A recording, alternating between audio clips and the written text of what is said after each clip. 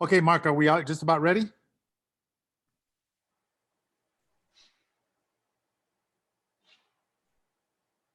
Mr. Mark? Shannon, can you hear me? I can hear you. It says live on YouTube. All right. Yeah, he's ready. All right, thank you very much. All right. So at this point, I'd like to open up the regular city well, before I do that, we have nothing to report out on the study session. So I'd like to entertain a motion to adjourn the study session. So is there a second? Second. Seconded by I believe it's Alejandra Avila. At this point, we're going Yes. to take roll call. So I will have the city treasurer call out the names. Councilmember Alejandra Avila, Councilmember Alejandra Avila, Here, sorry. Councilmember Monica Garcia, Here. Councilmember Ricardo Pacheco, he's out. We're ready. Mayor Pro Tem Hernandez, Present. Mayor Manuel Lozano. Yes. All right. So at this By point. the way, we also have Marie Contreras and on the phone as well. Oh, thank you, Al. Okay, so at this point, there's been a motion to adjourn the study session, and it was seconded by Alejandra Avila. And at this point, they will move with no objections. We also want to acknowledge that we have our city treasurer, Ms. Maria Contreras, on the line. All right, so at this point, I will now go ahead and open up the agenda for the Baldwin Park City Council regular meeting. Today is May 6, 2020, and the time is 7:03. So I will go ahead and ask, we're going to do the flag salute. So at this point, since I'm at the dais here, we're going to go ahead and do the Pledge of Allegiance. One more. Put your right hand over your heart. Ready, begin. I pledge allegiance. Allegiance to the flag of the United States of America, to the republic, stand one nation, under God, indivisible, liberty, and justice for all. All righty. Thank you. Thank you very much. At this point, I will give the mic over to our city treasurer, Ms. Jean M. Ayala, as she takes roll call.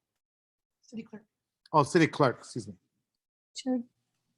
Councilmember Alejandra Avila, Here. Councilmember Monica Garcia, Here. Councilmember Ricardo Pacheco, He's absent. Mayor Pro Tem Paul Hernandez, Present. Mayor Manuel Lozano. Yes, and also our city treasurer, Maria Contreras.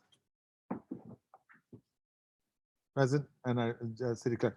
At this point, I will go ahead and entertain a motion to excuse Councilmember Ricardo Pacheco. That's my motion. Is there a second? Second. Seconded by Vice Mayor Hernandez. At this point, Madam City Clerk, roll call, please. Councilmember Alejandra Avila, Present. to excuse Councilmember Pacheco, Yes, that's correct. Go ahead. Councilmember Monica Garcia, Yes. Mayor Pro Tem Paul Hernandez, Yes. and Mayor Manuel Lozano. Yes, okay, so the motion passes 4-0 to excuse Councilmember Ricardo Pacheco. All right, so at this point, I believe we have a couple of closing on behalf of a couple of residents of the city of Baldwin Park. And I will read off a couple from Baldwin Park. So the first one that I have, let me just get to it, be right with you momentarily. The first one that I have is Mr. Paul Martinez, a longtime resident of the city of Baldwin Park. Mr. Paul Martinez was born on February 14th, 1950, Los Angeles. He was a proud resident of the city of Baldwin Park since 1977. Prior to coming to Baldwin Park, Mr. Martinez honorably served our country in the United States Air Force during the Vietnam War. In 1970, Mr. Martinez married the love of his life, Helen Portillo, and earlier this year, they celebrate their 50th wedding anniversary. Mr. Martinez worked for the U.S. Naval Shipyard and later retired after 30 years with the United States Postal Service. Mr. Martinez passed on April 8, 2020, due to complications of coronavirus. He is survived by his loving wife, Helen, two children, Paul Jr., Inez, son-in-law, Blas, and grandchildren, Michael. And deepest condolences goes out to this person. if you didn't get a glimpse to know who he was featured in the Los Angeles Times for the Dodgers as well as the LA Yes. Rams. So our deepest condolences goes out to this family. I was part of the caravan of vehicles that circled his home on Monterey Road, Monterey Street in Baldwin Park. So our condolences goes out to the family. The next one is Mrs. Maria Arias. Miss Maria Arias was a 55-year-old resident of the city of Baldwin Park. She succumbed to kidney failure and passed peacefully at her home at the age of 88 years old. She was surrounded by her children and her grandchildren. She was preceded in death by her husband, Jerry Arias. She is survived by her 7 children, 17 grandchildren, and 9 great-grandchildren. So our deepest condolences goes out to this family. We also have Mr. Victor Padillas, a longtime resident of the city of Baldwin Park. I believe was a Vietnam veteran who was also chosen as the king and queen, the king, at one of our senior citizens events. So longtime resident who participated in a senior citizen group for many years. So our condolences goes out to him as well. Council members wishing to close on anyone? All right, if not at this point, I'm going to go ahead. Yeah, Mayor, Yes, I would like to close on behalf of somebody. sure, absolutely. Yes, I'd like to close on behalf of Rose Luna. She passed on April 22nd. She leaves behind Richard Luna, her husband, her children, Rick Richard Luna and Rudy Luna. She was an employee of the school district for many years. She had been ill for some time now, and we lost her on April 22nd. So my condolences to the Luna family. Yeah, Thank you. Thank you. One more last one that I had. A gentleman by the name of Rudy Verdugo. So he passed away on April 28th. It was from a natural causes. Rudy Verdugo was a resident of Baldwin Park for over 40 years. He was a president of Lucky Baldwin, and he coached Ricky Magdaleno and many, many others. He also coached the first female players to join the Lucky Baldwin, and she became the first female player to make the all-star team. The list goes on and on. So our deepest condolences goes out to the Verdugo family as well during this time. All right. So at this point, I will go ahead and make a motion. Excuse me. The city. I'm going to ask the city clerk, Ms. Jean M. Ayala, if we have anyone information for public communication. I do. She does. So at this point, we'll go ahead and open up the public communication. So she will be reading off a notation from individual. Go ahead. Thank you, resident. Thank you, Mayor. I have 2. The first one reads, "Good evening, council members and Mayor Lozano. My name is Ricardo Vasquez, a resident of Baldwin Park. I recently learned about layoffs happening for employees of the city, Baldwin Park. I'm hoping to know about emergency funds to assist the employees and our residents economically during a disaster such as COVID-19, and any plans to keep the city effectively running. It is very crucial for our leadership to be transparent and residents and trust that you will do what is best for the city. Thank you, Ricardo Vasquez." The next one is submitted by Catherine Loiser, the community librarian manager from the Baldwin Park Library. While the library is closed and our in-person programs are canceled until further notice, we hope that you can join us by participating digitally. With your LA County Library card, access free library resources on your computer or your device. Download or stream ebooks, audiobooks, magazines, music, and movies, all without overdue fines. You can also learn a language, get homework help, or take an online class. Need a library card? Sign up for a temporary digital card, valid for 90 days, to access all of our digital resources at http lacountylibrary.org website. Have you signed up for our spring and summer discovery program? We've started the program earlier this year, and it's all online, so you can participate from home. Log books that you read, write and read reviews, complete online activities, earn points and prizes. We have a discovery program leveled for all ages, adults, teens, kids, and even babies and toddlers. We encourage the whole family to participate. For more information to sign up, also visit the lacountylibrary.org/summer discovery website. For more information, please call us at 626-962-6947. We are here for all of you during these challenging times. And that's the end of the comments, Mayor. Mayor, I actually have an email of, for public comments from Board Member Christina Lucero that Sure. I need to read to you, please. Okay, so this is from President of Baldwin Park Unified School District Board of Education, Christina Lucero, and it reads, Mr. Mayor, I want to say that I have been pleased with the few joint projects the city and the Baldwin Park Unified School District work together to provide our community. The COVID-19 testing site at our adult school education campus, the food giveaway at Morgan Park on Friday, May 1st that BPUSD donated food for. Everyone at BPUSD has been grateful for the city volunteers that came to our schools to help out the classified staff, management, cabinet, teachers, board members, and others that are providing food for our community. We have been happy to work together for the benefit of our community. So you can understand how disappointed I was to receive the agenda and read that you placed an item about BPUSD graduation on the city agenda for discussion. On the agenda item, you stated you wanted to discuss the routes that could be closed in preparation for a parade leading up to or after a drive-in graduation.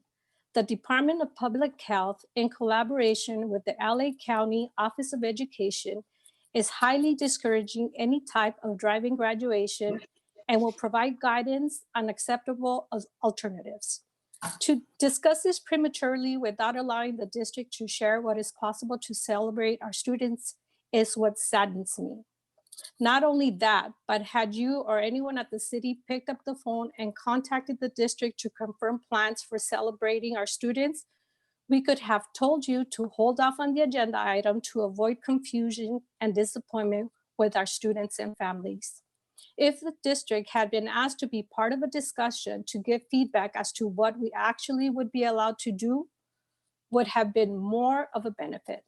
The seniors of all three high schools have missed out on an experience and opportunities to share moments of their last years in school together with friends and family.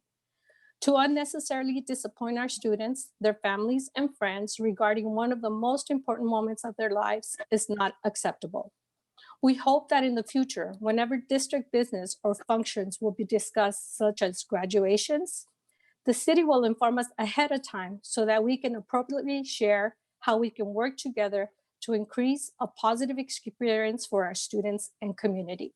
And it's signed Christina Lucero, President of the Baldwin Park Unified District Board of Education, member of the East San Gabriel Valley ROPTC Board of Education, and a delegate for the California School Board Association. Thank you, that was it. Okay, first of all, thank you, and I will definitely respond to that, and I will reserve that until the end. It's unfortunate such a statement is being made amidst the COVID-19. Shame on that person, but I'll move on. Okay, so at this point, I know that I want to go ahead and bring up item 13. So we're going to need a motion to bring that up in the agenda. So I'm going to go ahead and make item 13. Let me get to item 13. Mayor, this is Shannon Yahtzee, Oh, yeah, go CEO. ahead. If I could just give a quick update, because I know the city clerk had received some questions also on opening City Hall.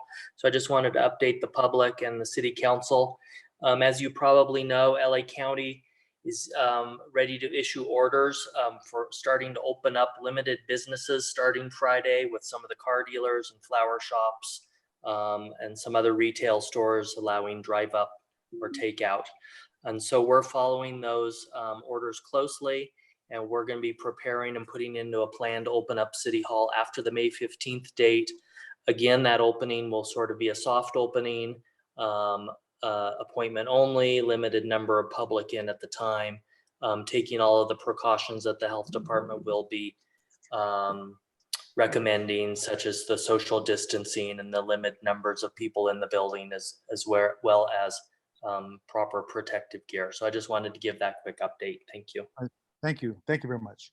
All right, so I'm going to go ahead and move back to the reports. I'm going to pull item 13, which is reports of officers. That reads the comprehensive annual financial reports fiscal year 2018 to 2019. So at this point, I'm going to go ahead and motion that we bring this as the first item of the day. That's my motion. Is there a second? Second. Seconded by Vice Mayor Hernandez. So at this point, Madam City Clerk, will go ahead and take roll call. Councilwoman Alejandra Avila, Here. Councilwoman Monica Garcia, Yes. Mayor Pro Tem Paul Hernandez, Yes. and Mayor Manuel Lozano. Yes. Thank you. All right, so the motion passes 4-0 to discuss item 13 as the first on the agenda. So at this point, is it Ms. Rose Tram that will be handling this? Mayor, yeah, if I could just introduce Rose Tam and Christy Cañeda from the consulting firm. They're going to give us the report on the CAFR.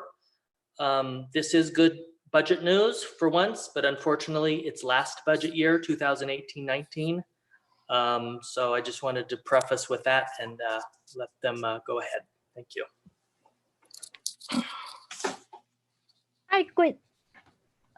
Hi, good evening, Honorable Mayor and City Council. We completed the audit for fiscal year 2018 and 19, and we are going to bring you some good news about that fiscal year. And I will have our auditor, Christy from Vasquez, to provide you the PowerPoint presentation now.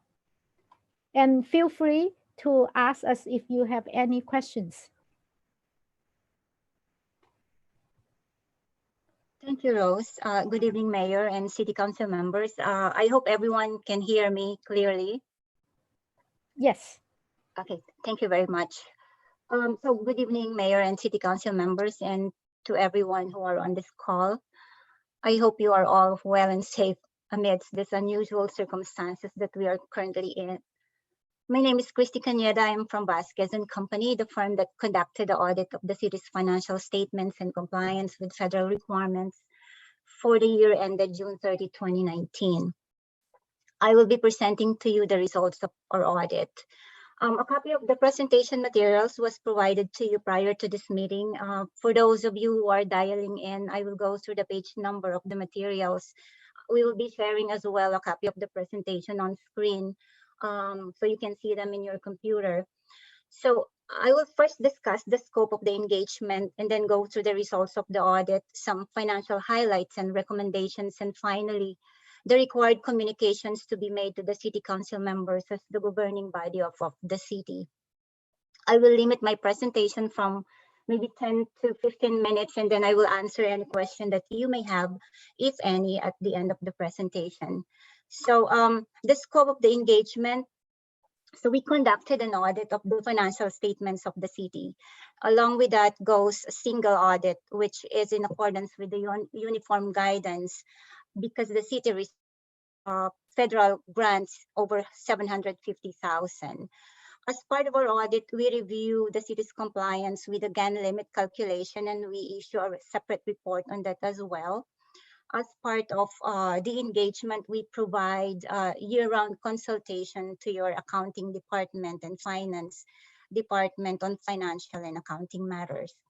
At this point, I would like to reiterate that we are independent of the city. As your auditor, we are required to be independent by the professional standards, and this confirms that all the firm of Vasquez and the members of the team who conducted this audit are independent of the city's employees and management, including the City Council members.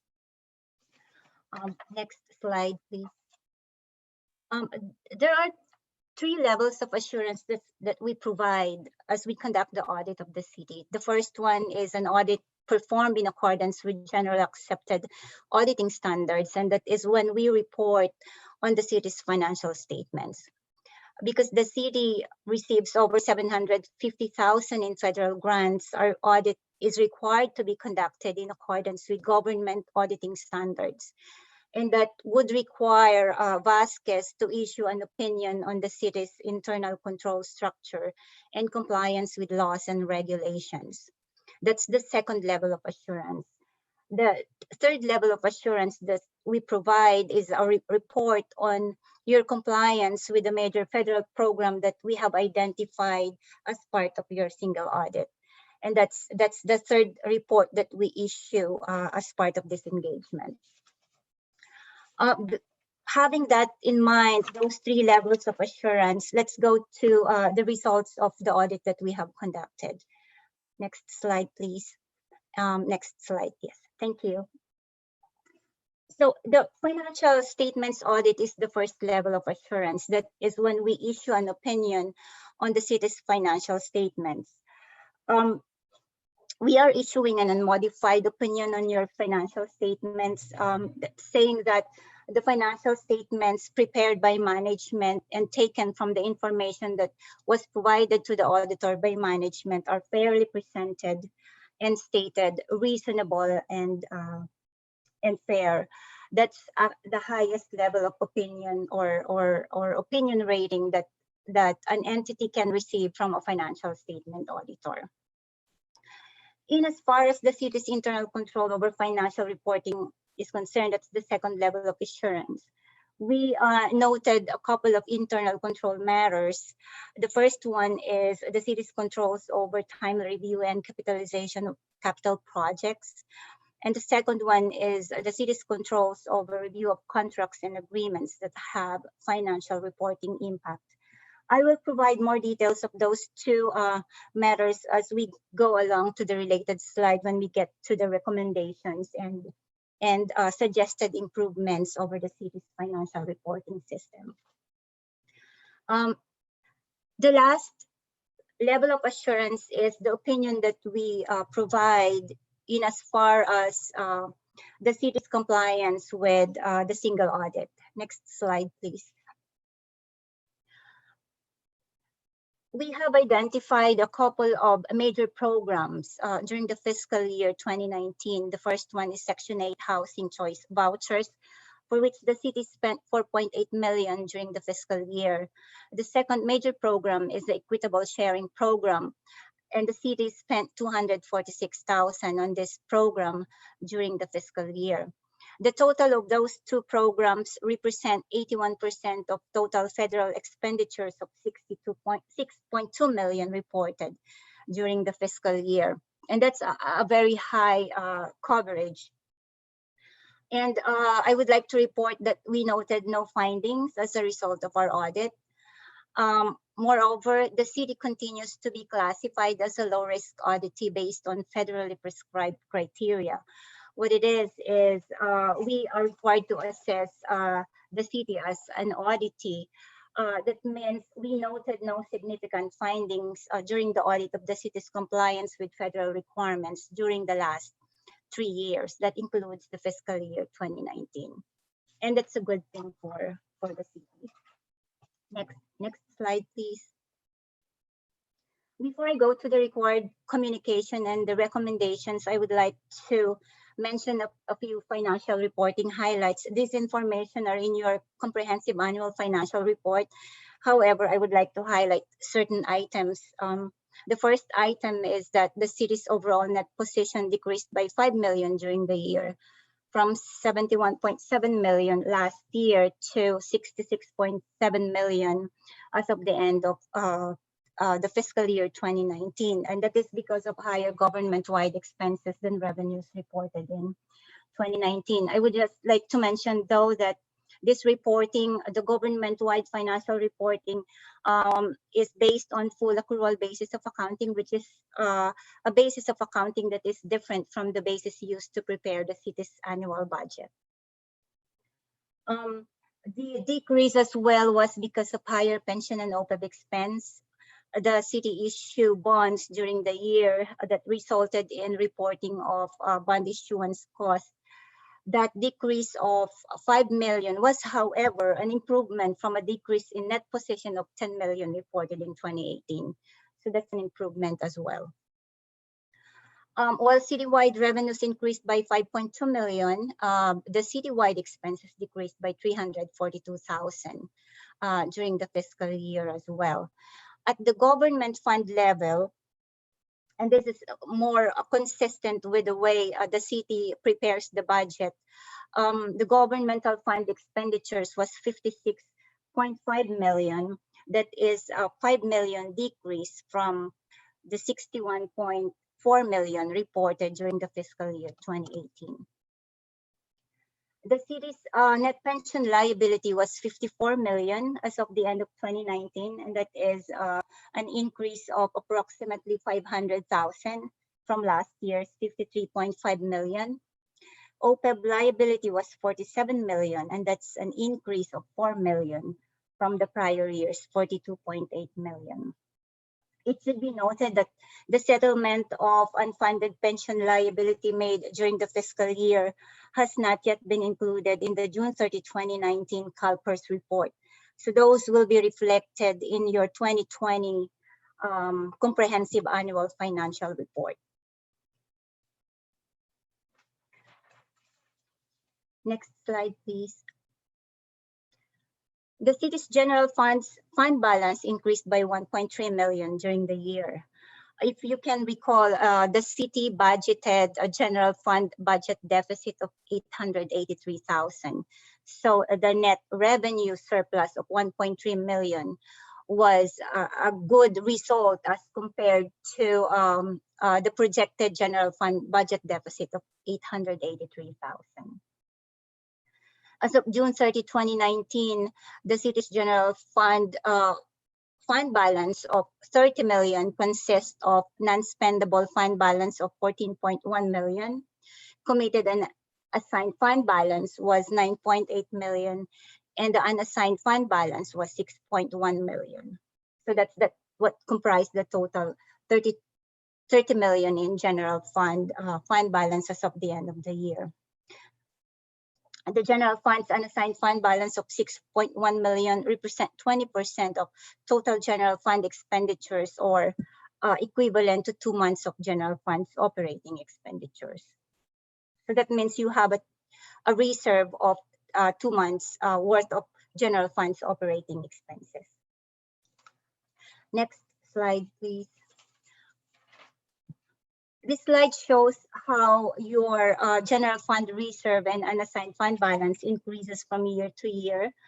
As of the end of the fiscal year 2019, the city has a 9.4 million in total general fund reserve and unassigned fund balance. This consists of 6.1 million of your unassigned fund balance and 3.3 million reserved for budget stabilization fund. So that's the spendable portion of your general fund balance.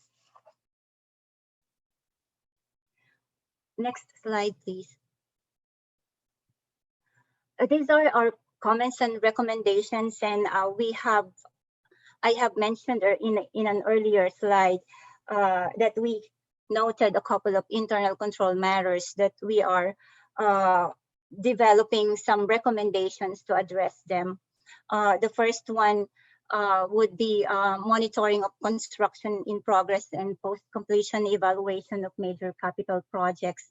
This arises based on the results of our audit. We noted that there are certain construction in progress that the city incurred in the fiscal year 2018, but were not capitalized until the fiscal year 2019.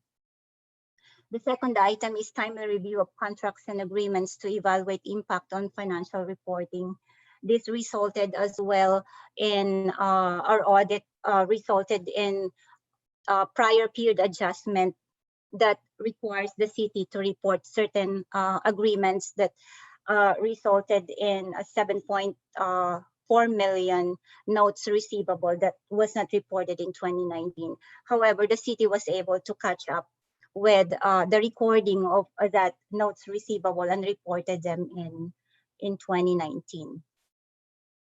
The third item, which is a monthly and year-end financial reporting process, is somehow related to items number 1 and 2. We are recommending for the city to establish a process to ensure all accounts are reconciled timely and that all transactions are captured timely in the city's financial reporting system.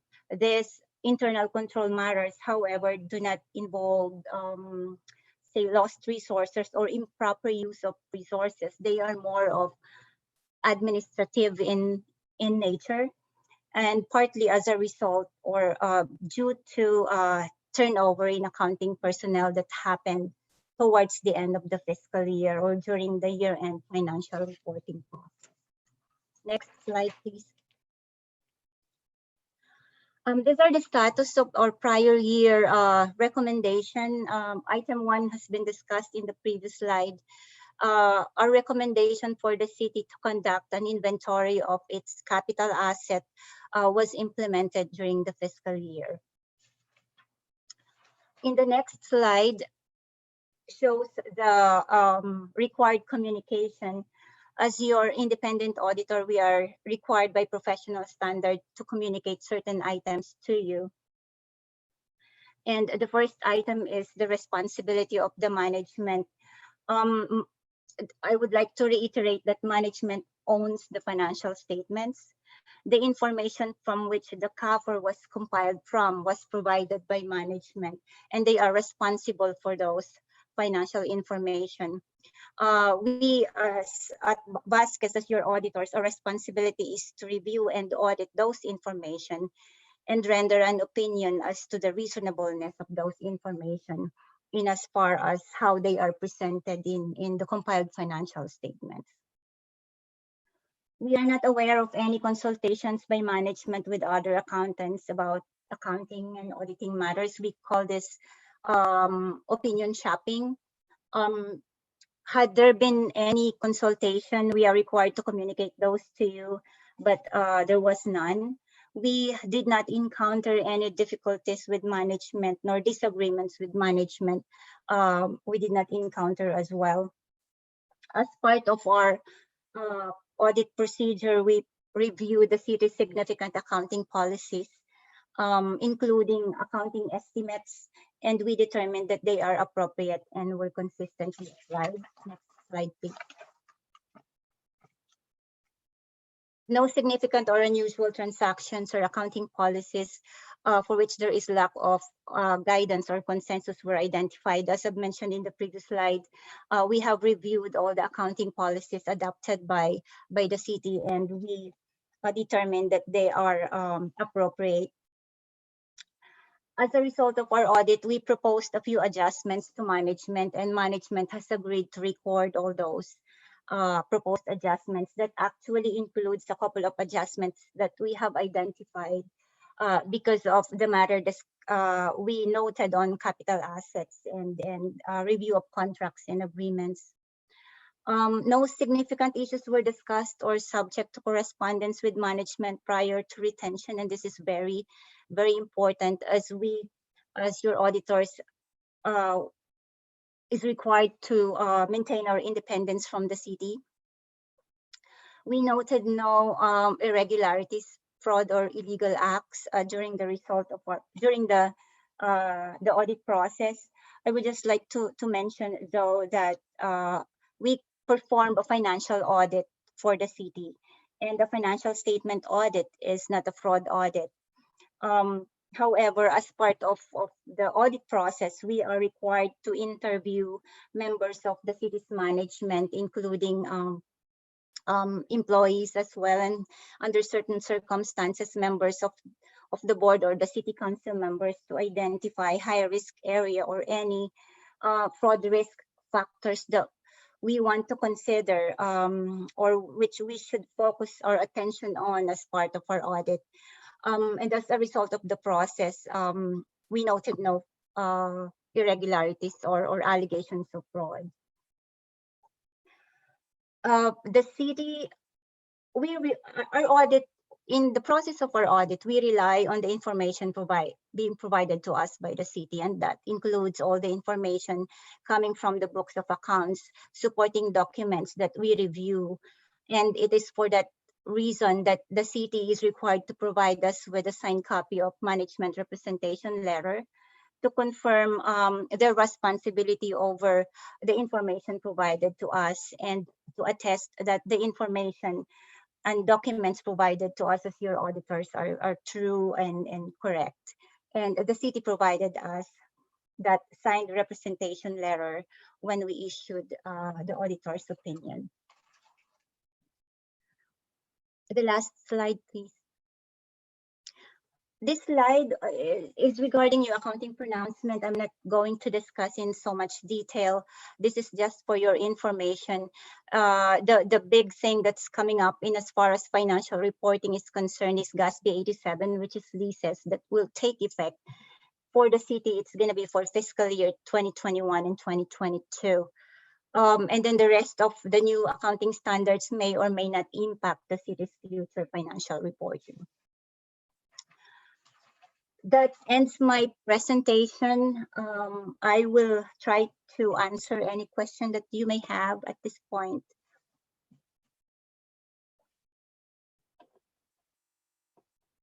Oh, council members have any questions? No questions. No questions? All right, at this point, want to thank you very much for providing us with this report. Thank you very much. Thank you. So Mayor, we would ask for a motion to receive and file the I'm not report. gonna go there. Thank you. All right, so at this point, I go ahead and make a motion to receive and file. That is my motion. Is there a second? Second. There's second by Avila. Avila. Thank you very much. At this point, Madam City Clerk will take roll call. Councilmember Avila, Yes. Councilmember Garcia, Yes. Mayor Pro Tem Hernandez, Yes. and Mayor Lozano. Yes, okay, the motion passes 4-0. All right, so at this point, we'll go ahead and this is the 7 o'clock. One moment, please. The 7 o'clock one. 7 o'clock agenda. One moment. Proclamations. Yeah, let me go ahead and go into the proclamations that we have. Thank you, Councilman Alejandro Avila. Okay, the first one is the Lupus Awareness Month, May 20, 2020. Excuse me, commonly known as lupus, is an acute chronic complex and often threatening disease. And it has estimated that more than 1.5 million Americans live with some form of lupus. Lupus strikes women of childbearing age, and it affects all aspects of their lives. Early diagnosis and proper treatment are critical to the important improvements of the quality of life survival rates of people with lupus. Increased public awareness, education, and research are key wings to the battle against lupus. So now, therefore, I, Manuel Lozano, along with the City Council, declare this May 20th as Lupus Awareness Month. Very, very important. We have excellent individuals that are well educate our community very thoroughly on those on lupus. All right, the next one that we have is the Mental Health Awareness Month, May 20th. The mental health and well-being of people in the United States is a vital issue that affects not only quality of life, but also the health of communities, families, and economic stability. It is important to acknowledge the contribution older individuals have made to economic well-being in our communities and the workplace through civic leadership and mentoring. And an estimated 10.4 million adults in the United States experience conditions such as schizophrenia, bipolar disorder, and major depression, and do receive treatment for illness.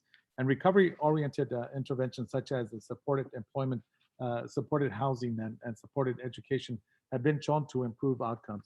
The faith community may provide vital links in ministry and serving individuals and families in need of mental health service. And Kaiser Permanente Educational Outreach Program and Looms of Lupus strive to educate, increase public awareness. Individuals connected to peer support services are better connected to the community and the service they offer. So now, therefore, I, Manuel Lozano, along with the City Council, declare May 20th as Mental Health Awareness Month.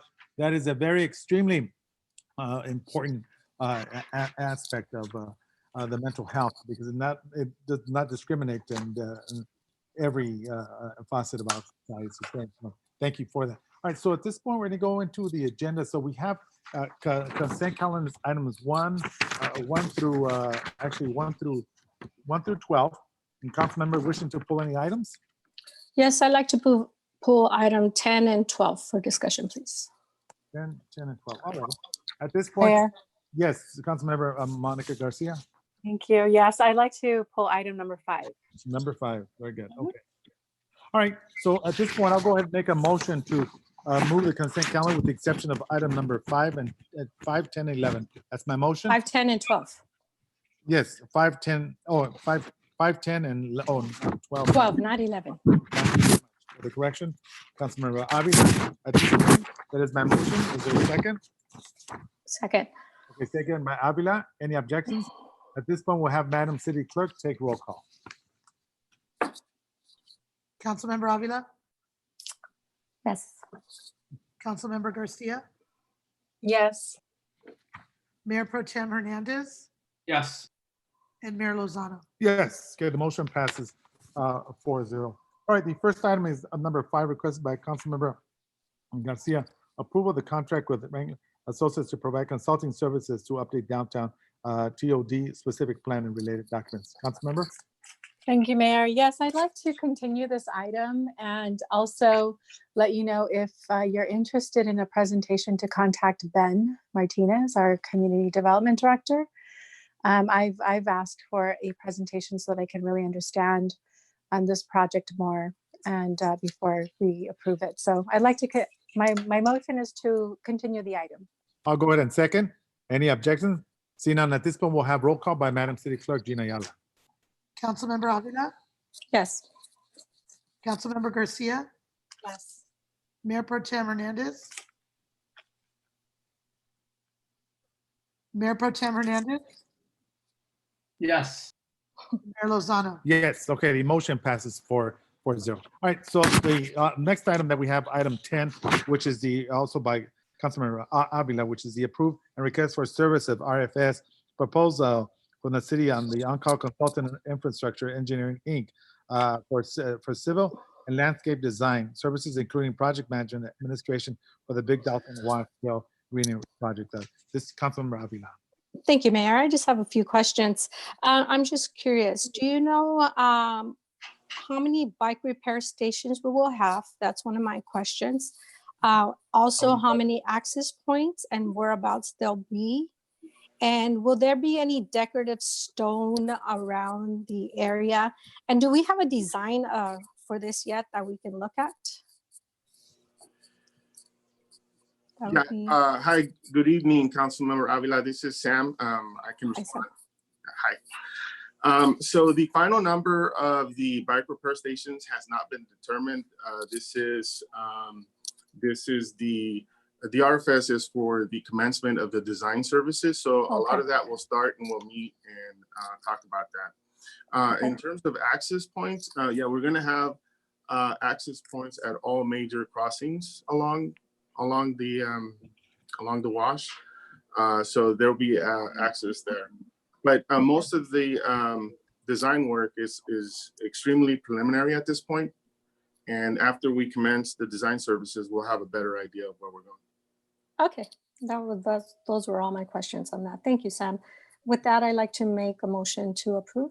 I'll go ahead and, any objections? If not, at this point, we'll have Madam City Clerk Gina Ayala take roll call. Councilmember Avila, Yes. Councilmember Garcia, Councilmember Garcia, Councilmember Garcia, On to the next one. Mayor Pro Tem Hernandez, Yes. Mayor Lozano. Yes, okay, the motion at this point passes 3-2. So we may have lost Councilmember Garcia there momentarily because of the connection here. So we'll go ahead and move on to the next one, which is item 11 by Avila, which is 12. oh, excuse me. Sorry, brother.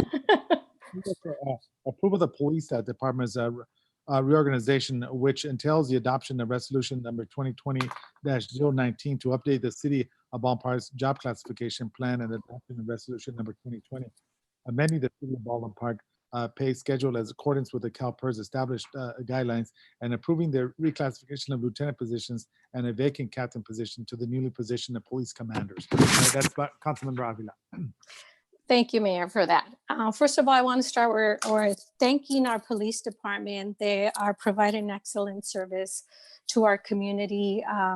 We all we feel very safe out there. I see them all over. I see how they're providing service to the community by taking the birthday parties to the residents that are not able to get out and celebrate. So I appreciate everything that our police department is doing. So I want to thank you for that. And so to continue with this, also, I want to thank the chief because last meeting I had a lot of questions and I did get a lengthy, and I know the rest of you received it, a lengthy document with the responses. So thank you, chief. But I do have additional questions to that. So chief, are you there? Chief? Is the chief on? Yes, yes, I'm here. I just had to find my. Okay. I'm sorry. I want to make sure you're hearing me. Okay, the first question. So I'm again, thank you for the information. So on the information that you sent me, you stated that we have one full status lieutenant. Is that correct? That is correct. Okay, so my question, how many lieutenant positions do we have in PD and how many are not filled at this time? We've got a total of 4, 3 are unfilled. We have a total of 4 and 3 are unfilled. Okay, Yes. because maybe I missed something because when I looked at the department organizational chart, I only saw 3. I saw the day watch lieutenant, night watch lieutenant, and professional standards lieutenant. What am I missing that it's not on here? Which lieutenant is missing? That would be an admin lieutenant. So that's not listed on the reorganizational chart that's currently being used. So that's an administration lieutenant, you said? Yes, correct. Oh, okay, thank you. Now, my next questions, I know we're talking about people accruing overtime. So the next question is, for those lieutenants that we have on staff for the last 18 months, and I'm sure you're gonna have to go back and research this, please give me the amount base pay for each lieutenant and the amount of overtime for each lieutenant for the past 18 months. So if you can research that for me. And also, if you can please explain specifically in detail how much of the lieutenant overtime will be saved by this reorganization in the next fiscal year. And by that, I mean, what events are they attending? What assignments did the lieutenants have to do to accrue this overtime? How much will be saved from that? And how many hours of overtime overall will we be saving? So that was my next question. And then my next question is, since you will now have commanders, and I think you answered that, but I want to double check it. What process will you use to transition the lieutenants to commanders? I personally would like all the commander positions to try to be filled in-house first. So the question is, will you interview the in-house applicants first before moving on to the outside applicants? That's another question. And then another question I have, how many acting captains do we have and how many are permanent? And I also need to know their pay at this time. So that, if you can research it. And I said, I have the pay schedule, but I just want to make sure where they fall at when you give me that. And then the next question is, how many police officers do we have? And how many police officer positions still need to be filled at this time? And then I know that in the new reorganization, there's corporals, and you mentioned that we already have corporals in place, but they're not being used, and they get an extra $300 a month. So since they're not being used, are they still getting those $300 extra a month? Because I don't see them listed anywhere here. So those are my questions. And also, so I was looking at the lieutenant pay schedule, and then I'm also looking at the report, at the staff report. And looking at the staff report, it looks like when we go from a lieutenant to a commander, each commander will receive over $10,000 increase in pay yearly. That's actually more than 10% increase. So I'm sure by that increase, our CalPERS costs will definitely go up. And then the other thing that's concerning, I know that our officers can retire at the age of 50. So another concern of mine is, once they retire, and we have a lot of them that are pretty close to retiring, they're going to receive 90% of their retirement for at least 30 years. I mean, we don't know how long they'll be with us, but I'm saying about 30 years to the age of 80. So that's a lot of money there.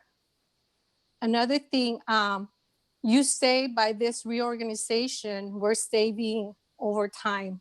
We're saving money in overtime because we're accruing a lot of overtime. However, you have control of the overtime.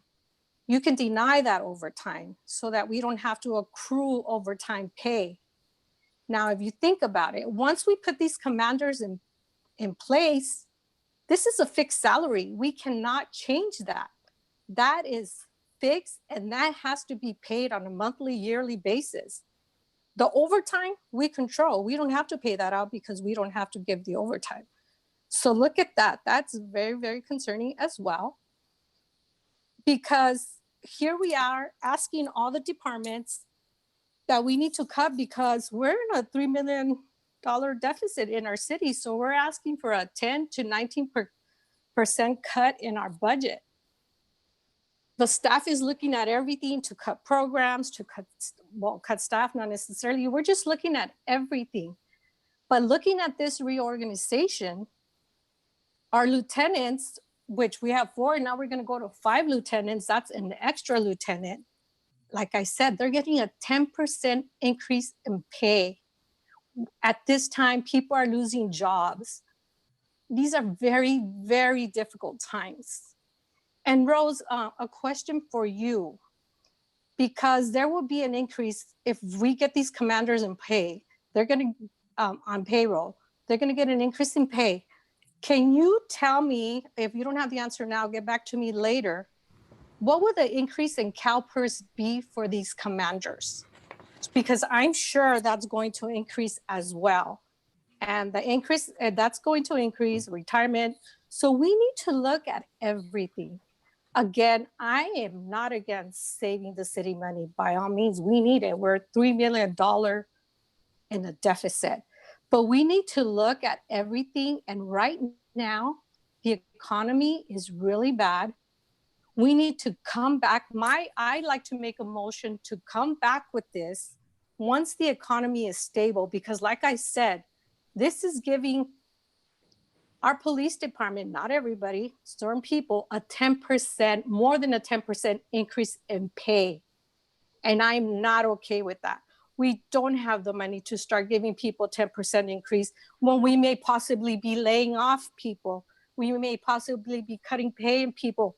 I don't think it's fair that a certain small group of people will be getting more than a 10% increase in pay. And now we're gonna have a bigger liability for CalPERS. So Chief, if you can get those answers for me, Rose, if you can give me what the increase in CalPERS will be for these commanders. And again, with that, I do like to thank the police department again, but I really like to make a motion to postpone this and come back to this when the economy is more stable. And that is my motion. Thank you. Right now, there is a motion on the floor. Is there a second? Okay, the motion dies for a second. Let me make a comment also with the company.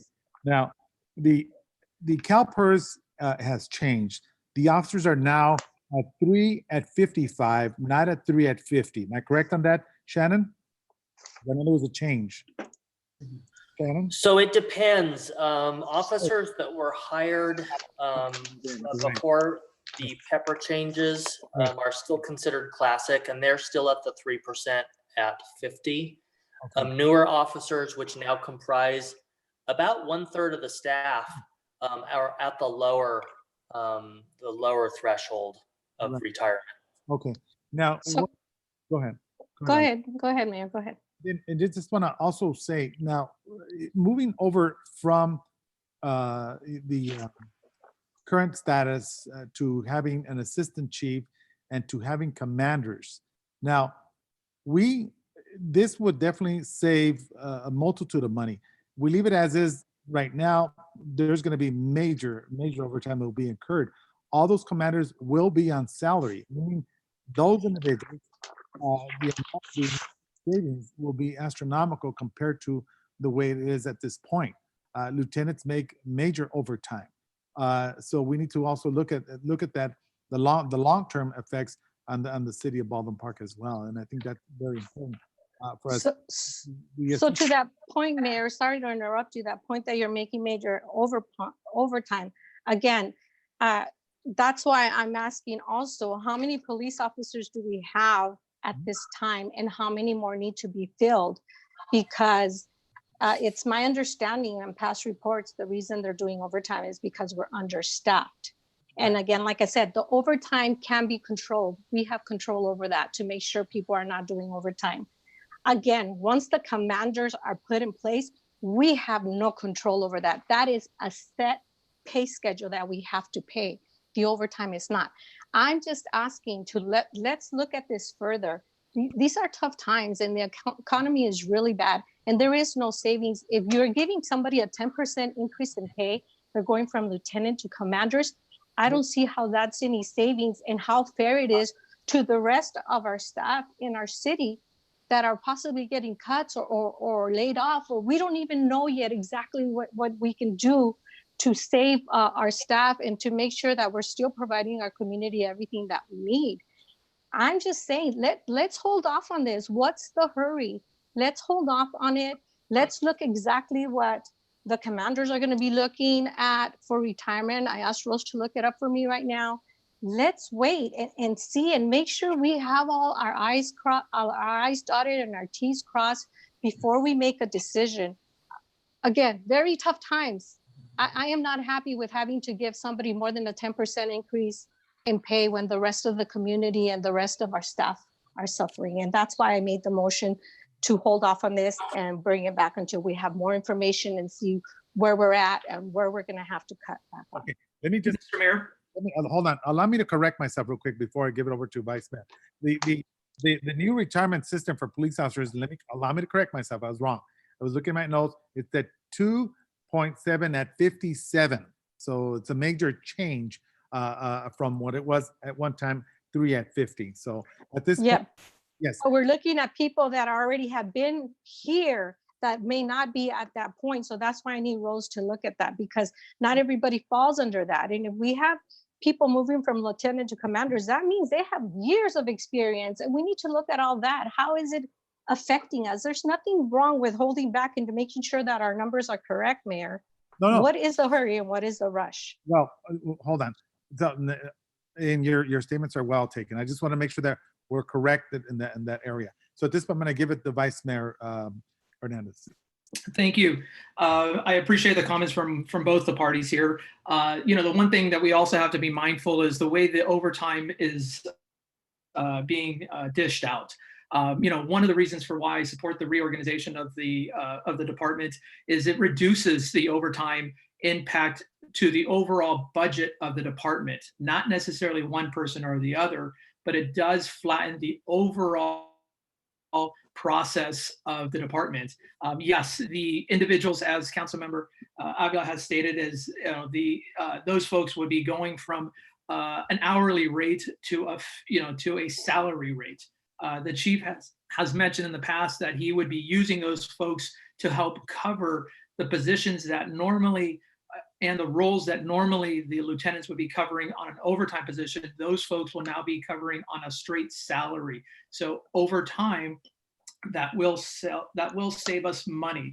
One of the reasons for the org chart, besides just the cost savings, is it provides a greater accountability across all sections of the department. So with that, I'd like to make a motion, similar to, as Councilmember Alejandra Avila has stated, is we are in tough times. That's why, I would like to ensure that we approve item 12 with the amendment that we defer the assistant chief position for 6 months to obtain additional budget salary savings. So what that essentially means is come January 1, 2021, most likely at that time, the chief will then be able to answer, we'll be able to hire, the assistant chief and give us some cost savings as we're moving forward in this uncertain times. And that also means, regardless of what we're doing now with the departments, there are no sacred cows, and everyone across all departments will be looking at for cost savings and efficiencies across the board. And that is my motion.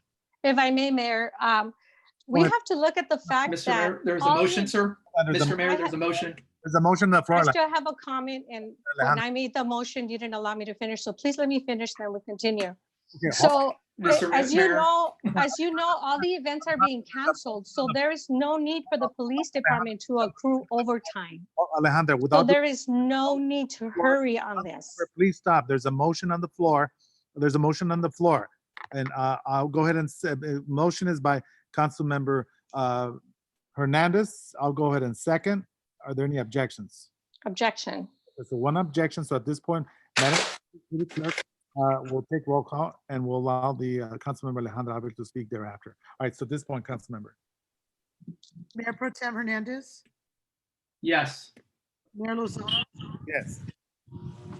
Councilmember Garcia, Yes. Avila, No, and for the record, I just feel that this needs to be looked into further. We are not going to accrue any overtime because all the events have been canceled. So this can wait. The economy is bad. Everybody's suffering. You should just wait until this COVID situation is over so we can look at this further. So no. Thank you, Councilmembers. So the motion passes at 3-1. So at this point, we'll go ahead and go to the item, which is the council communication and discussion. The first one that I have, and I'll read it out. Discussion and direction to assist in organizing, accommodating a drive-through graduation ceremony. This will include a car parade on Ballpark Boulevard from traveling south from Joan Beach Street to Ramona Boulevard. In addition to press billboard signage for all 3 high school senior class photos to be placed separately for the Ballpark High School and Service to High School and North Park. Well, let me first of all just say, I spoke to board member Robert Varela, a retired teacher of over 28 years, and retired from LA, of course, and also from Sierra Vista, where he retired. I just brought this idea up. Now, we obviously know that we've all been out in the community. I've had literally hundreds of students and parents ask me, Mayor, what is the city going to do for the kids when graduation comes? So we obviously know this is going to be a group of youth that will not experience the prom and that will not experience the beautiful and awesome graduation ceremonies that are held by the school board members. And I admire each and every one of them for what they do. And it's important for us to recognize. So what I decided, just told myself, is let's work together with the school board members. I mean, yes, this is their particular area, not the city's. This is the reason I placed it on here, because I think it should be a joint venture. Now, we'll assist, accommodate with the streets, but from the information that I would gather from Varela this afternoon, of course, they have to respond to the ed code, so there may be particular circumstances that may not permit that. But I think that we owe it to the students, and hopefully the school board members can look at this to see what we can do. It's important. It's important for all of us to be able to celebrate the special day for all these individuals here. And again, we need to work together, and that has been our process, and we've been doing good, and we don't want to divert from that. And this is what the goal and objective was here, is to offer this and to work together because of this graduation. I mean, it's very disappointing to a lot of students, and that's what I meant by saying that. So just want to let all the council members. So we could maybe set up some type of meeting and see what we can do. And I think they have to check, I forget the name of that, the acronym of the ed code where they have to get further information. And I understand about the kids jumping out of the vehicles and going out, but so we'll see. We'll see what we could work on there with them. So that's all I have to say in that area. So Mayor, maybe we can have staff contact the school district. It's LACO that they get direction from in order, and they're keeping them updated on a daily basis of what they can and cannot do. So maybe have staff contact them so that they can give them the latest updates from LACO, because they have to abide by that. So. Yeah, you know what? And thank you, Alejandro, for that. Let me just say something. I want to acknowledge Vice Mayor Hernandez, Council Member Avila, Councilmember Pacheco, and Councilmember Garcia. We all may have differences of opinion. I understand that. I mean, the school board members, the water board members, this is time when we all need to work together, and this is what it is. We need to celebrate these youth, because they're going to go on for generations as they grow up to adulthood, to become parents, and so on and so forth. And they're going to be looking back at 2020, where there was no prom, there was no graduation, and that's all I mean. And I mentioned every one of my colleagues' names because each and every one of us have been very active throughout the community, along with all the staff and the chief out there with the birthday presentations by the police department. It's all of us together. When I'm out there, I represent the entire city council and everyone. So it's not crediting myself, it's crediting ourselves, because we're going through tough times. And you know, it's amazing sitting here as long as I've been here. This is a very historical time that we will remember for decades to come. I mean, I get up in the morning sometimes and I think it's a bad dream, especially going to my work where you have to be like fully masked, and it's literally changed our living way. And I think that the mask that we wear to this day will continue on. And I just want to say that. But let me also finish up by saying that it's obvious, due to the fact that the budget has affected, we're not going to have the 4th of July celebration at Sierra Vista. We're not going to have our concerts. We're not going to have a parade. But one thing that I will ask that we need to look at, I've had several parents ask me if, in fact, we're going to be canceling, because again, this is our decision here now. And I said this to a couple of the residents that would be discussed with us. We need to look at if, in fact, we're not going to have those celebration concerts and the 4th of July. Are we going to sell fireworks, or are we canceling that as well? Because that also brings people together. So I just wanted to see what decision are we going to make. Now, real quick before I open it up, the mayor of Azusa has been following Baldwin Park on the whether or not we're going to have the 4th of July. I told them we were going to discuss it today because it looks like they're probably not going to have it, and other cities are following the same suit. That's all I want to say. And Mayor, Yes. I just want to add, everybody has been working well together. The school district, the city, everybody, all our staff has been amazing. Our police department, our residents, we're all working together to fight this COVID so it doesn't get worse in our community. But you know, I do understand the district. I am a school district employee, so I do know how strict their guidelines are and how anything we say can affect our students because they take everything deep, and we have to be very careful because, like you said, they're missing out on so many things that is beyond our control at this time and beyond the school district control. So we do need to be very careful when we mention things to make sure that it is something that LACO's allowing us to do and it's not going to come back at us or the school district.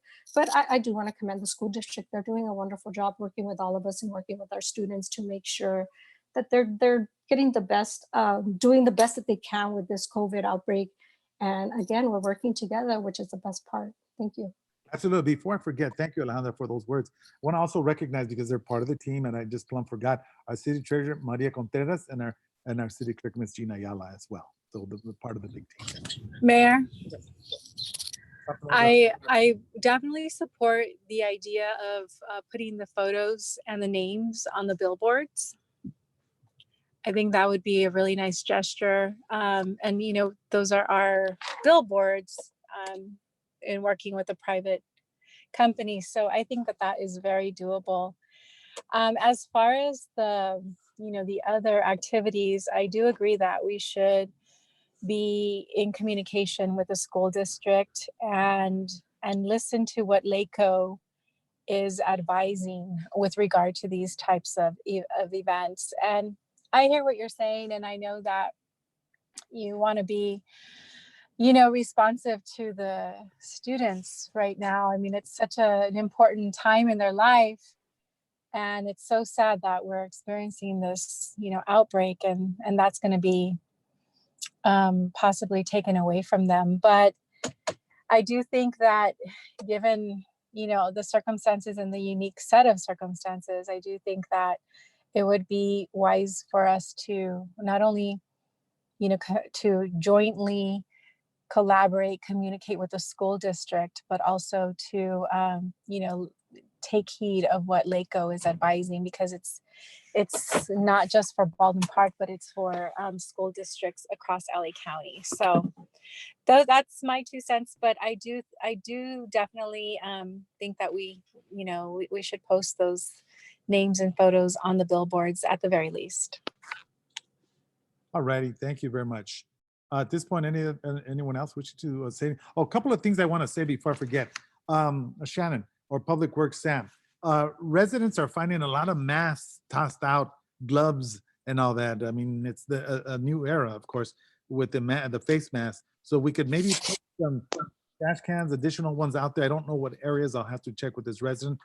Second, I know that the governor is looking at opening up specific entities or companies on Friday. Restaurants are asking, when are they due on the 15th? Is that what we're talking about? The car wash across the street asking when they're going to be opening up. So as well, do we have anything that, or we do have information on the opening of the businesses. There's detailed information that just came out. I will be forwarding you more information tomorrow. I'm also going to be having staff passing it out to the appropriate businesses. Okay. And I do believe it addresses allowing car washes to open. I don't have all the details in front of me, but I will get that to you. And they have phases. They're calling what we're in now is stage 1. So stage 2 will take effect Friday.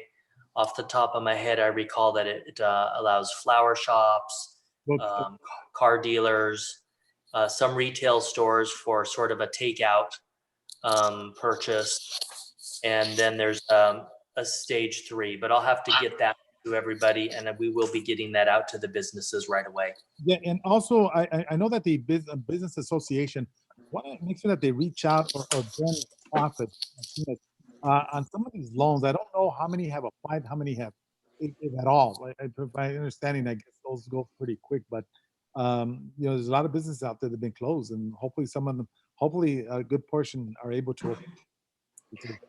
Good point, Mayor. Yes, the Business Association. Can we find out, I don't know if this is a Ben's question, find out how long, I know they applied for grants. I don't know if that's the correct thing they're applying for, but how long does it take for them to get a response? If you can get that information now, put it on our website, maybe, Ben.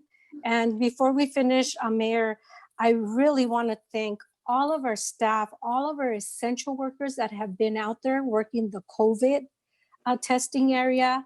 They are working nonstop, and that's Parks and Recreation is what I see a lot.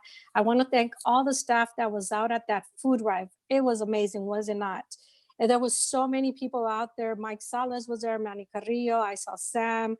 I saw all the council members there. It's amazing how we're all pulling together to help our community and make sure that they have the resources that they need. But thank you, Parks and Recreation. You have been out there. You have been the forefront of this outbreak, because you have been out there working, doing the essential work, disinfecting our police department cars, disinfecting all the offices, making sure everything is safe for us. And thank you again to the police department and everybody there working for us. I appreciate everything that you are doing. Thank you. Thank you very much for your comments. At this point, council members have anything else? Yes, Mr. Mayor. Yes, Mr. Vice Mayor, go ahead. Thank you. Again, I just want to thank not only all the staff and the team that was out there last Friday during the food giveaway. We provided close to a little over 3,136 boxes of meals to our community and our neighbors here in San Gabriel Valley. In addition to that, I certainly want to make sure we thank all the volunteers, because we had several volunteers that came in on their free time. One example is the Valley County Water District. All the staff that was there were all on their own free will and their own time, along with all the union folks that helped us coordinate and organize this with our grocery unions, the LA County Fed, and many more to be able to list here. But it just shows that during tough times, it shows the strength of our community and of our neighbors and friends that come out to help during these times.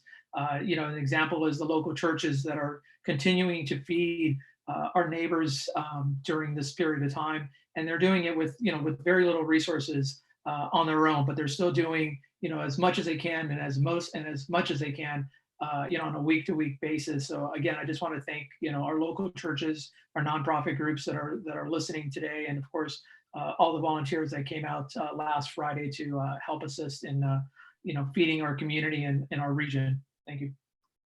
All right. Mayor, I did find the document I just received from the county. I can go over that stage one real quick if you'd like. May 8th, they're allowing florists, toy stores, music stores, bookstores, clothing stores, sporting goods for curbside pickup with adherence to social distancing and infection protocol. Car dealerships with the same requirements.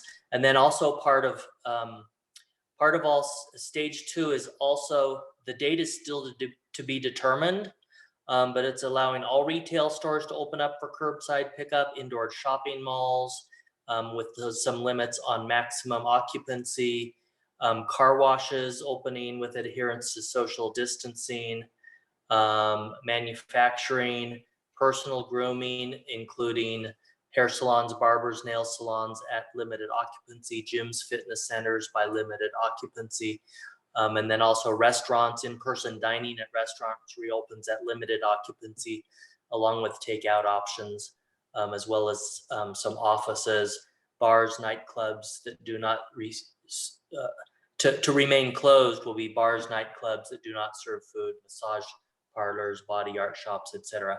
So yes, within a few days, we should have all of that information on the restaurants and that type of thing, but things seem to be moving along quite well. That's really good. So I think we probably have to come up with a plan on how we're going to monitor to make sure that's going to be a lot of work to monitor to make sure they're following the distance. Very interesting. It's going to be interesting. All righty. Thank you very much, Alejandra. Anyone else?